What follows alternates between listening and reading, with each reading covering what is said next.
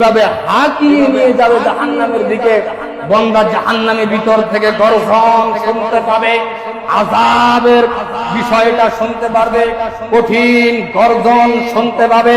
পয়গম্বর মুহাম্মদ সাল্লাল্লাহু আলাইহি ওয়াসাল্লাম বলেন, তাকে যখন হাঁকিয়ে নিয়ে যাওয়া হবে, আল্লাহ সুবহানাহু ওয়া তাআলা বলছেন, আলাম ইয়াতিকুম নাযীর, জাহান্নামের কাছে একজন দারোয়ান থাকবে, সে দাঁড়িয়ে থাকবে আর বলবে, আলাম ইয়াতিকুম নাযীর, তোমার কাছে কি কোনো সতর্ককারী আসে নাই? বুঝাইতে পারি না মনে হয়। তোমার কাছে কি কোনো সতর্ককারী আসে নাই?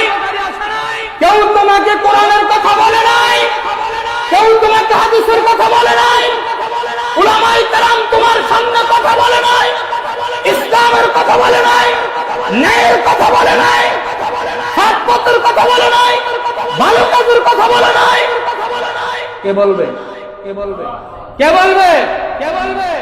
সে বলবে, ক্বালু বালা কদ জাআনা নাযীর, আমাকে বলেছিল, আমাকে ইসলাহ করেছিল, বলেছিল, সত্য কথা বলেছিল। বালা কদ জাআনা নাযীর, আমার কাছে সতর্ক বার্তা দিয়ে। তফাৎটা কি? তুমি এখানে কেন? এত ভয়ঙ্কর জায়গা, এত মারাত্মক জায়গা, এত কঠিন জায়গা, খুবই মারাত্মক, খুবই ভয়াবহ, খুবই জঘন্য, এখানে কেন তুমি ঢুকলা?